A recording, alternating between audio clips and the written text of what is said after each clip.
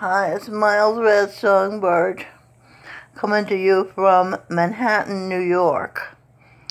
You're looking at Talk and Share Method of Overcoming Grief, an ebook that I wrote 2 days ago to help Singh get over his grief of the death of his father, Edwin Birdsong. The book is available at Amazon Kindle. Robin said, "Mom, it's really good that the book you wrote for Singh can help other people as well."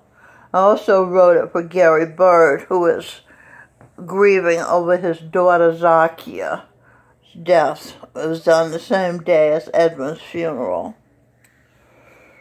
I thought What It Is was the album. Let me show you a picture of what it is, because it's Edwin's and my masterpiece. That's the cover of it. This was one of the songs. When a newborn baby is born, the world gets one more chance. And it's called What It Is. And that's a hair art I did on his head. This was in 1970. It started in 1968-69 when nobody was wearing plaits. Edwin and I actually started the trend. And Robin said at the funeral, Steve told the story that I've been telling them for years about when in the East Village at the Fillmore East, Steve and Yvonne Wright were there.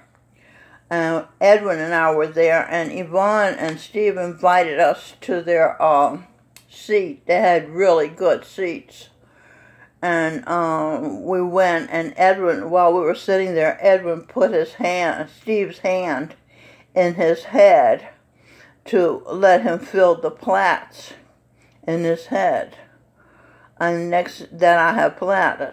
And the next thing I knew, Stevie Wonder was wearing plaits. And the next thing I know, Nina Simone was wearing plaits, which Nina Simone had seen us at the Armory in Harlem, which is Minister Farrakhan was speaking.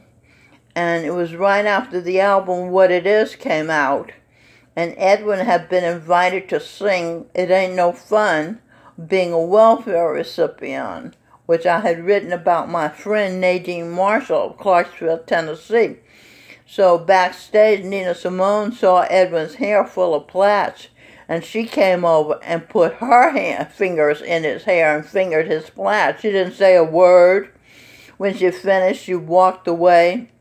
And the next thing I know, Nina Simone, one of my favorite artists at the time, a singer and a piano player, she sang, "I Love You, Porgy." Porgy and Bess, written by Nina Simone was wearing plaits, was what I was going to say. No, "I Love You, Porgy" was written by George Gershwin and Ira Gershwin. I was Ira Gershwin in a past life, and Sing Birdsong, my son, was a projection George Gershwin in a past life. And we were Jewish, and it's the only. I was also projected Einstein Jewish. Okay, you need to see a picture of Sing Birdsong. And something else, I know what I'm going to tell you. This is Sing Birdsong. And this is a picture of his hand playing a guitar. And this is a picture of Sing when he was Jimi Hendrix. And this is a picture of Sing with Mick Jagger. He was Jimi Hendrix. And that's a picture of Sing's label. Sing drew this, and Edwin, Robin said, drew the lines. Isn't that a great design? And this is a picture. It's all blurry. That's Edwin at the piano with his cane. And this is hundreds of thousands of people. Edwin Birdsong. This was the cover of the New York Times. And Edwin had been invited to sing the song It Ain't No Fun, being a welfare recipient for a poor people's rally. This is Steve at the funeral, Robin, and one of Steve's daughters. This is a picture of Edwin and I and Hassani. Hassani's now Gwen Stefani. At Don Early Allen and Cynthia Allen's wedding reception in Manhattan. And this is a song Edwin wrote when he was courting me. I love you, Michelle. Yeah, baby. And that's on the videos on the Michelle Birdsong YouTube channel, if you want to see the video. You can see me with my fro looking like Angela Davis, or was Angela Davis looking like me. Edwin encouraged me to be very natural. He knew I was an airline stewardess. And we are taught by makeup artists to apply makeup expertly and the best makeup, and to have our hair looking beautiful. This was in the 60s when being an airline stewardess, being a part of the crew of an airline was very high status. And it was a first-class operation. Now, flying on a plane with the TSA is hell. And the touchy airline stewardesses. You had to be pretty, or at least attractive, to be an airline stewardess when I was an airline stewardess. And you had to be young. This, like I said, What It Is, I thought, has always been the most important album that I worked with Edwin on. I did the lyrics, the ideas, the songs. But Supernatural, the second album I worked with Edwin on, is What's Going On Now. Because Edwin talks to me. This is, in my head. And he told me, and no offense to the other 7 children, but Edwin told me that Singh and Robin were the only children he wanted of all the children he had, which meant the girls wanted their babies to have the DNA of the preacher's son, or later of the recording artist's son or daughter. So I told Robin that Edwin told me that when he died, he wanted Singh to be the administrator of his estate because Singh would be fair. Edwin knew that Singh has impeccable integrity. Singh having been the perfect living master, Sardar Bahadur Singh. This was Singh Birdsong. And he wrote the book. He was the master, the guru at the Dara. And he wrote the book, Science of the Soul, which was the first book I read before I got on the path of the masters. And it convinced me immediately that it was true, because it was exactly what Andon and Brother Wright had taught me when I was growing up, my babysitters. And they had proven to me that they meant what they said. They died with dignity and integrity. And Singh have been Brother Wright. Where am I going with this? Singh have been Brother Wright.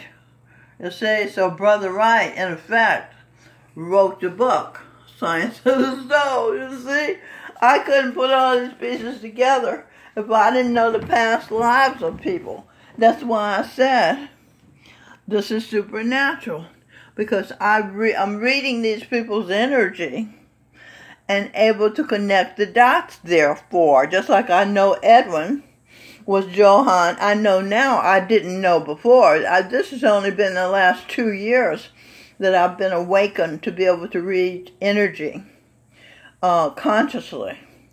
I know that Edwin had been Johann Sebastian Bach, who played in church every Sunday and wrote the music. When Edwin was growing up, he played in his father's church every Sunday and sang the songs. See? It's a small world after all. What else? Aretha used to sing in her father's church. We went to Aretha's birthday party at the Americana Hotel one time, and Ozzie Davis was there, and we all took a picture together. I don't know what happened to that picture, but this was, and one time Edwin and I, when the What It Is album first came out, went to Madison Square Garden to Aretha's celebration, and they were calling her the Queen of Soul, and she was dressed like a queen, and everybody was bowing down and treating her like a queen. And Edwin and I, looking like the 60s, walked over to Mrs. Coretta Scott King, and Edwin gave her one of our What It Is albums, and she smiled and accepted it graciously. Sitting next to her was Andrew Young, who had marched with Dr. King, and he refused the album. He didn't even give us eye contact. He just said, "Oh, no, I'll listen to hers." Bullshit. He was a bullshit person. So, Mrs. King's husband, Dr. Martin Luther King Jr., has been born to me. Let me show you. I didn't realize I was going to be getting up and down so much here. Born to me as my grandson. This is Dr. Martin Luther King Jr. His name is now Lou Ranziger. He was also Princess Mirabai, the poet saint. And here he is here. This is on the video, Sneezy. It's on the Michelle Birdsong channel, and it's one of the, somebody says it's the best family-friendly video on YouTube. It's called Sneezy, S-N-E-A-S-Y, and it's very short, but it's lovely. And it's talking about this book, Sneezy the Greasy Babysits Abigail. And this video is called Why Talk and Share.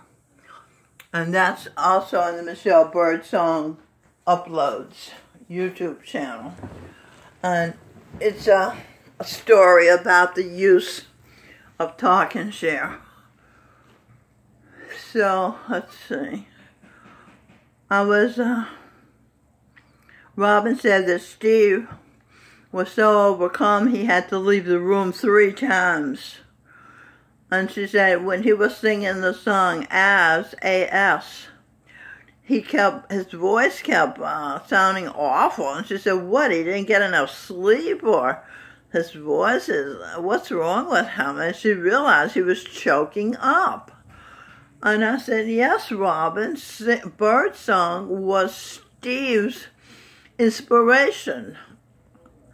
But when the album What It Is came out, Steve called us up and asked us, we didn't know him. He called us up and asked us to come to his apartment in Queens to make his acquaintance. And so we went. Yvonne Wright was living with him at the time.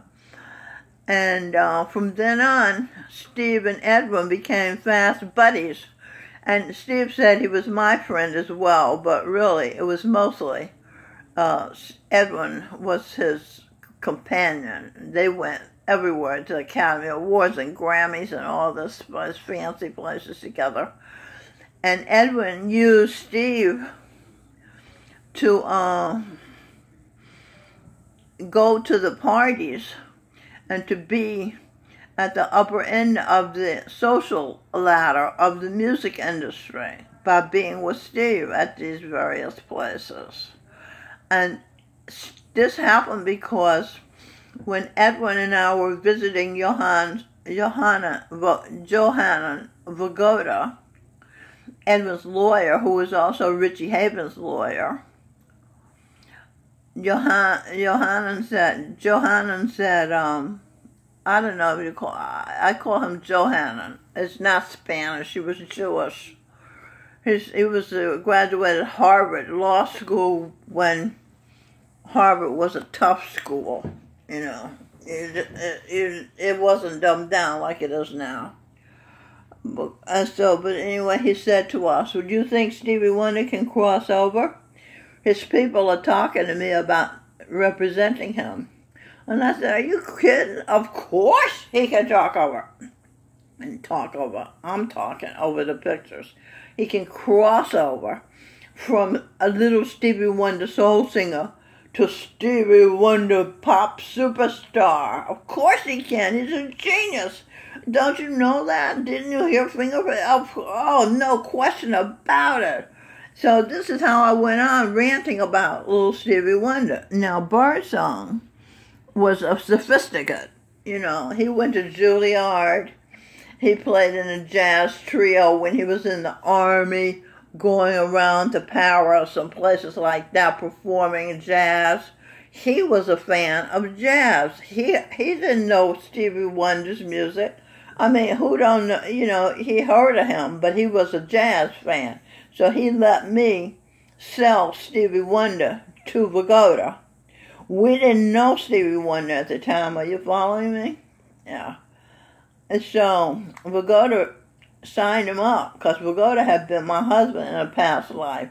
And he and I had a very good relationship of respect. I respected him because he was so smart and such a good person and such an individualist. I mean, he was doing negotiations one day for Steve, because he was walking, we were in Woodstock visiting Vagoda, Edwin and I, and he told us a story about Steve. He said, I was walking down the street and it hit me.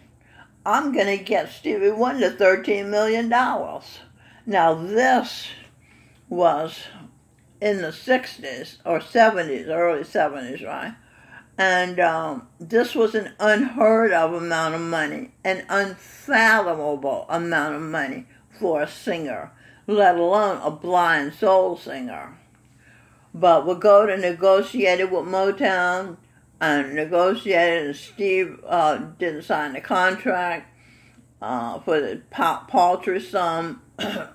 So one day Vagoda was in the negotiator's office and he did yoga and he did a headstand and the negotiator said, negotiator said, oh, Vagoda, you're crazy. You got the deal. I'll give you the money. And that's how Steve got $13 million. Now, I heard Steve and Berry Gordy tell the story that Steve got the $13 million and they left out Johanna Vagoda. But let me tell you, it was that Jew that got Motown to pay Stevie Wonder $13 million when even Tony Bennett wasn't getting that kind of money. No art. This was before the days of the huge advance of artists. So,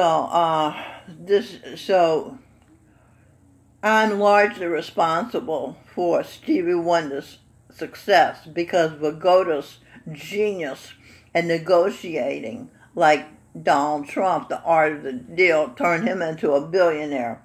Well, Johanna turned him, Stevie Wonder, into a multimillionaire, negotiating the arts of deals for him. And he only did that because his wife, I was his wife in a past life, told him this guy can go all the way.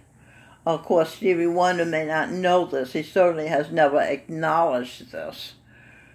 He even kicked me out of his townhouse in Gramercy Park when I was living there because I asked him and his baby's mama, Yolanda Simmons, to give me time to monetize mainstreaming clues to the marginalized, which was my business that I started after I was done raising my children.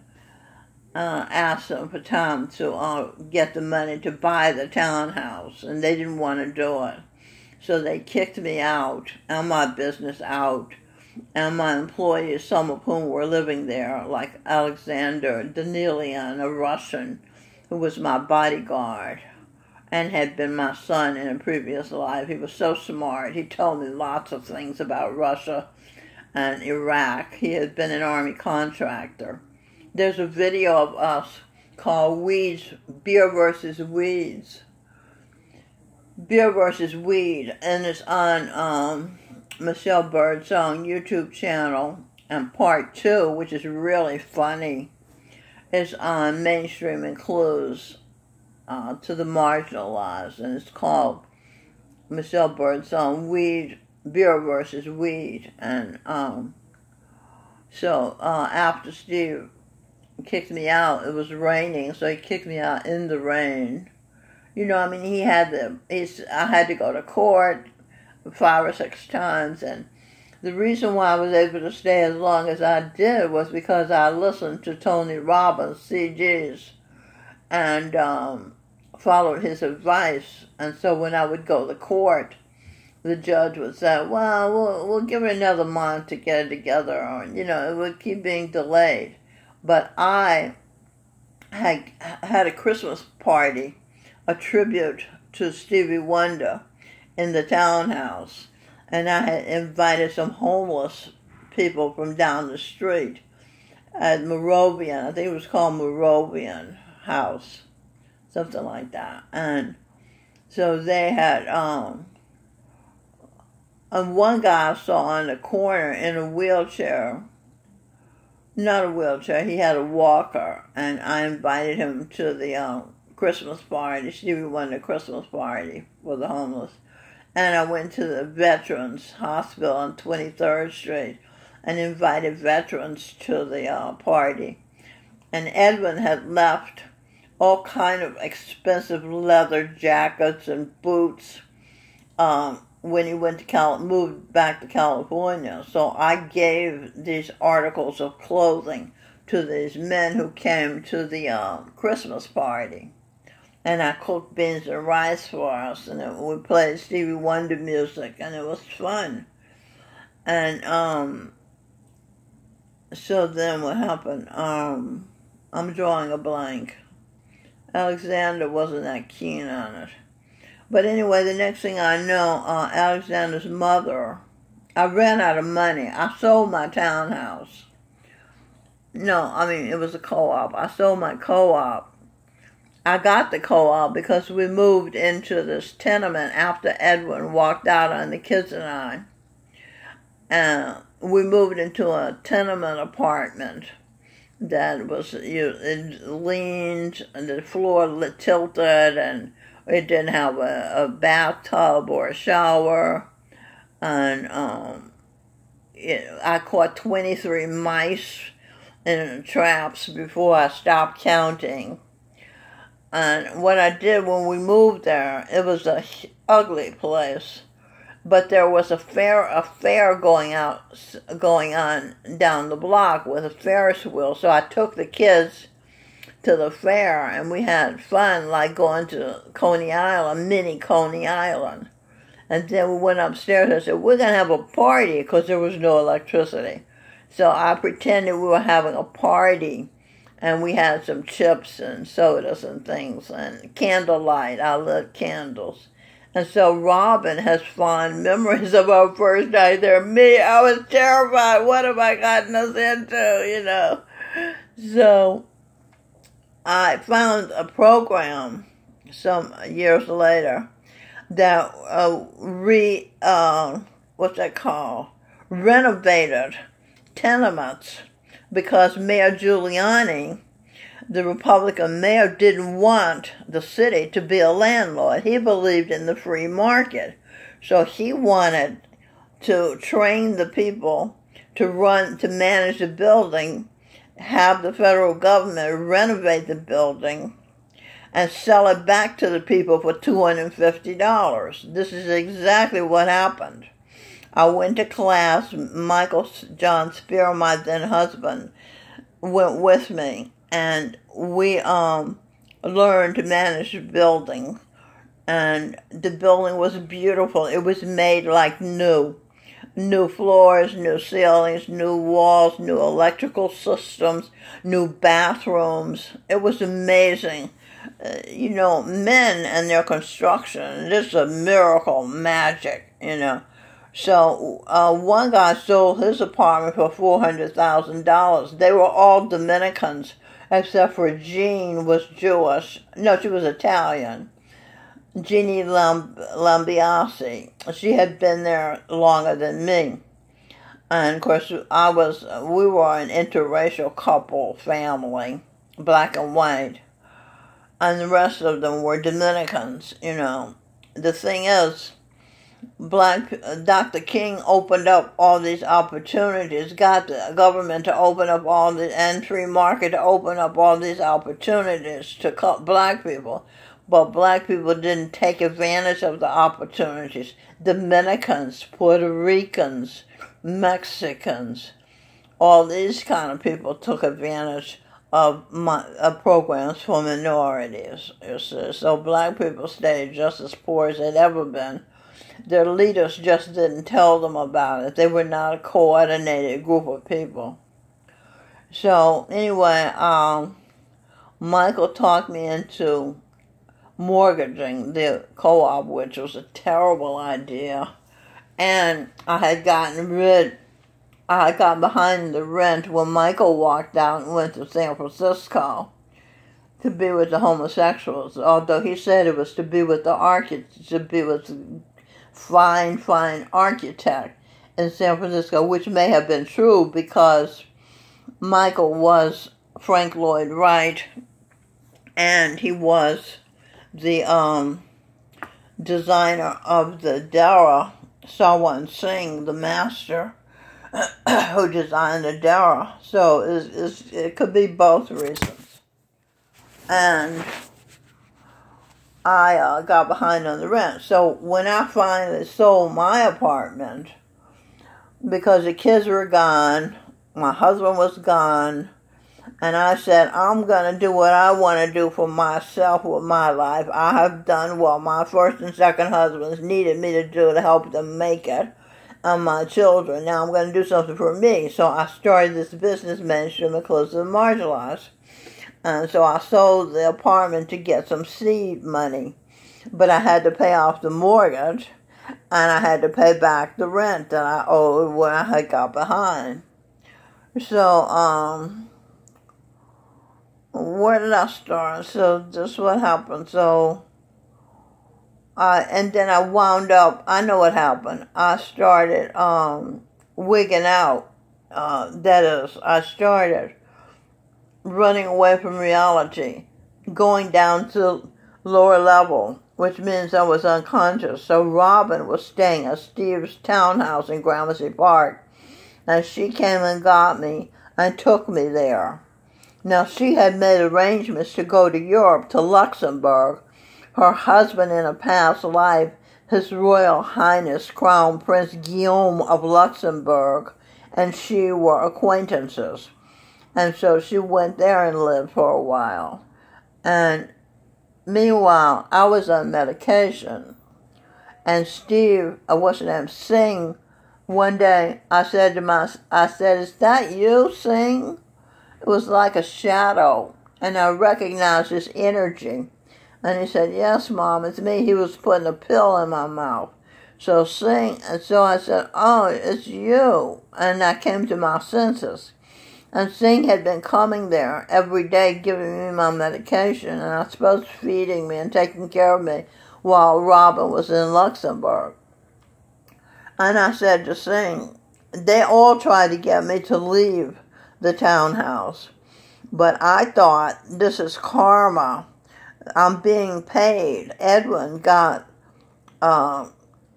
glory and money, although I didn't realize how much till later, for the album What It Is, our masterpiece album, and to be best buddies with Stevie Wonder. And I got nothing.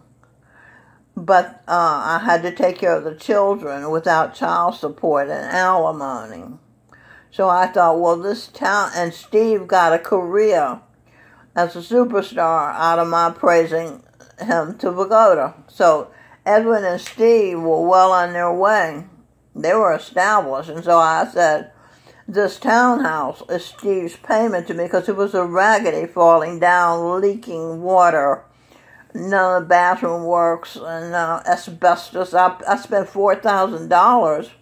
Alexander guided me to get rid of the asbestos and mold in the basement. So I got to go because I'm running out of time. But anyway, I was walking down the street after Steve's lawyers kicked me out into the rain, pulling my belongings in a cart and carrying some of them on my shoulder and back, and some on my back in a backpack. And it was raining, and this young white boy came over and walked with me with an umbrella across 14th Street. And then he offered me the umbrella. I said, I can't carry it. My hands are full. Thank you very much. Come to find out, that boy had been paid by Singh, who was Jesus Christ, who had been my husband in the first century when I was married. And he had paid him to walk with me and give me hope and inspiration of a good person existing in the world. Okay, so this is my old red songbird in New York City. I'm going to make a part 2 because there's so much more to tell about the Edwin Birdsong story, and Michelle Birdsong story, and Singh and Robin Birdsong story. Okay, bye.